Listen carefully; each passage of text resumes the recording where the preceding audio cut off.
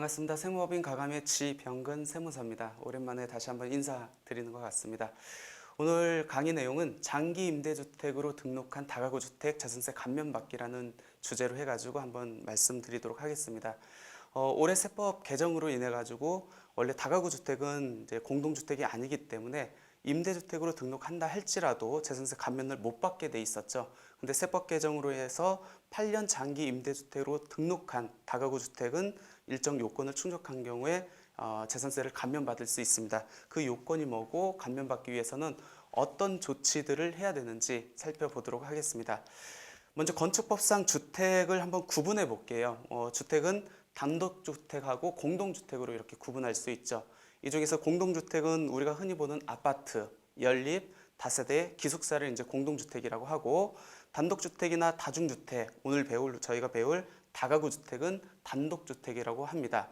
그럼 다가구 주택에 대한 정의를 내려보면은 첫 번째, 주택으로 사용하는 층수가 3계층 이하여야 됩니다. 그리고 바닥 면적이 660제곱미터 이하여야 되고, 주거로 쓰는 세대 자체가 19세대 이하여야 됩니다. 이 첫 번째부터 세 번째까지 요건을 모두 다 충족했을 때 다가구 주택으로 불리고 있습니다. 이러한 다가구 주택을 내가 임대사업자로 등록을 한다고 합시다. 그러면 다가구 주택을 내가 지었는지 아니면 매입했는지에 따라서 건설 임대주택하고 매입 임대주택으로 구분해 볼 수 있고요. 또 의무 임대기간에 따라서 4년 또는 8년, 단기 임대, 장기 임대로 구분해 볼 수 있습니다. 특히 다가구 주택을 내가 신축했다라고 하면은 내가 직접 지었기 때문에 건설 임대주택으로 많이들 생각하고 있는데 꼭 그렇지만은 않습니다. 만약 다가구 주택을 내가 신축을 해서 소유권 보존 등기 이전에 주택임대사업자로 등록을 했다 하면은 건설 임대주택이 되는 거고, 그 이후에 임대주택으로 등록했다 하면은 내가 설령 지었다 할지라도 매입 임대주택으로 구분이 됩니다. 어찌됐든 다가구 주택을 신축을 했건 아니면 일반 매입으로 했건 임대사업으로 등록을 하면은 다양한 세제 혜택을 부여받을 수 있죠. 취득 단계에서 취득세부터 해가지고 보유 단계에 재산세, 종부세, 종합소득세 감면, 그 다음에 처분 단계에서 양도소득세 6가지 혜택을 받을 수 있습니다. 한번 보도록 할게요. 이 중에서 이제 취득세하고 재산세는 지방세죠. 이 지방세 혜택을 적용받기 위해서는 일단 세무서에 사업자 등록은 안 해도 된다. 지방자치단체에 임대사업자 등록을 하고 각 세목이 요구하는 적용 요건을 충족하면은 지방세에 대한 세제 혜택을 적용받을 수 있습니다. 오늘 저희 주제가 재산세이기 때문에 재산세에 대해서 이제 포커스를 잡고 한번 말씀을 드릴게요. 다가구 주택을 임대사업자로 등록을 했었을 때 재산세 감면받을 수 있는 규정이 두 가지가 있는데, 임대주택에 대한 재산세 감면하고 두 번째 장기 임대주택에 대한 재산세 감면 규정이 있습니다. 먼저 용어는 비슷한데 임대주택에 대한 재산세 감면은 단기뿐만 아니라 장기 임대주택으로 등록한 매입 임대주택 또는 건설 임대주택에 대해서 일정 요건을 충족했었을 때 재산세를 감면해주는 그 규정인데, 제일 중요한 그 요건이 뭐냐면 공동주택과 오피스텔을 합해서 2세대 이상 임대를 해야 됩니다.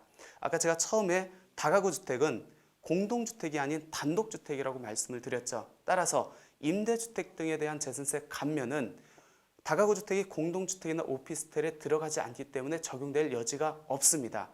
그런데 실무적으로 봤었을 때 우리 주택 임대의 본질적인 기능을 충실히 이행하고 있는 것이 다가구 주택이거든요.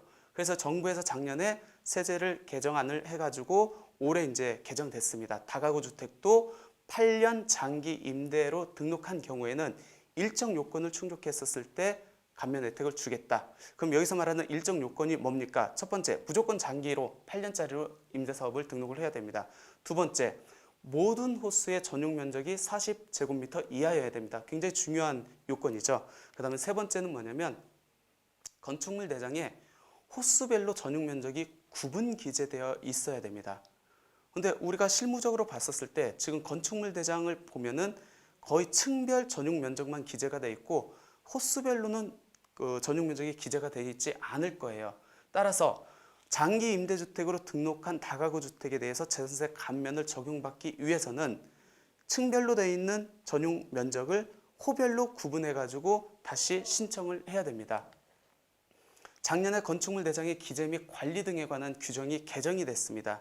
이 내용을 살펴보면은 건축물이 다가구인 경우에는 다가구 주택의 호별 면적을 이제 작성하도록 되어 있어요. 근데 이 개정이 2018년 12월 4일 날 개정됐습니다. 따라서 2018년 12월 4일 날 이후에 신축한 다가구 주택은 당연히 이제 호별 면적이 다 구분 기재가 되어 있습니다.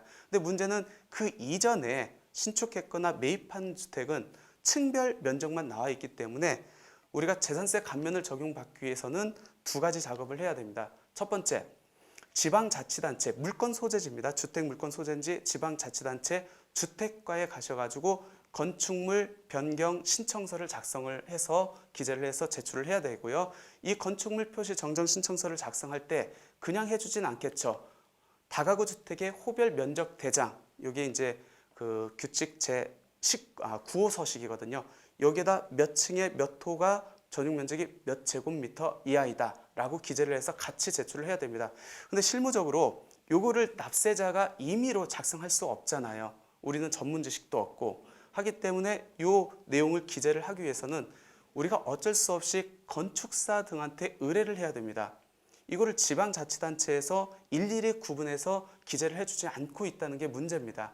따라서 우리가 재산세 감면을 적용받기 위해서는 과세 기준일인 6월 1일 이전에 건축사 등한테 의뢰를 해가지고 다가구 주택의 호별 면적 대장 도면을 받아가지고 기재를 한 다음에 아까 말씀드린 건축물 표시 변경 신청 작성을 해서 과세관청에, 그러니까 지방자치단체 건축과에 제출을 해야만 건축물 대장의 호별 면적이 기재가 되도록 되어 있습니다. 그러니까 중요한 거 다시 한번 말씀드리면은 오늘 강의의 핵심 포인트가 장기 임대주택으로 등록한 다가구 주택 재산세 감면받기인데 그 감면을 받기 위해서는 첫 번째, 2018년 12월 4일 이전에 신축한 것들은 층별 전용 면적만 나와 있기 때문에 건축사 등에 별도 의뢰를 해서 각 호별 도면하고 면적을 받아서 건축물 변경 신고를 제출을 해야 된다. 언제까지? 과세 기준일인 6월 1일까지 하셔야 됩니다. 그렇게 되면은 올해부터 재산세는 감면받을 수 있습니다. 그리고 재산세를 감면받는다 할지라도 이번에 이제 지방세법 개정으로 인해 가지고 재산세가 부과되는 서택스들이 몇 가지 있죠. 그러니까 재산세만 부과되는 게 아니고 도시지역분재산세, 지역자원시설세, 지방교육세 이 세 가지가 같이 따라오는데 올해 세법 개정으로 지역자원시설세는 감면이 배제가 됩니다. 그리고 도시지역부는 전용 면적이 60제곱미터 이하이면은 그 재산세도 감면되기 때문에 이 도시지역분 재산세도 감면이 적용됩니다. 결론적으로 지역자원시설세는 올해부터 감면이 적용되지 않는다라고 이렇게 보시면 될 것 같습니다. 재산세 감면 추진 규정만 말씀드리고 강의를 마치도록 하겠습니다. 우리가 재산세 감면 요건을 갖춘다 할지라도 의무 임대 기간 내, 그러니까 단기 같은 경우에는 4년이고 장기는 8년이겠죠. 임대사업자 등록에 말소 사유가 있는 경우에는 우리가 감면받은 재산세를 다 추징당합니다. 그럼 임대사업자 등록 말소 사유가 어떻게 됩니까? 1번부터 9번까지 있어요.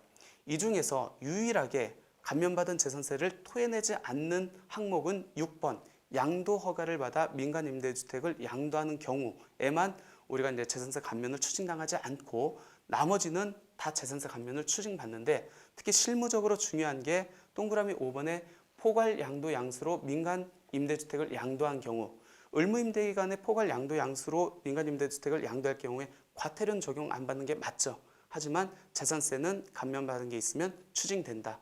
그리고 동그라미 7번에 임대 조건을 위반한 경우에도 내가 재산세를 감면받으면 추징당하는데 이 임대 조건을 위반한 경우에 5% 증액 제한이 포함되어 있어요.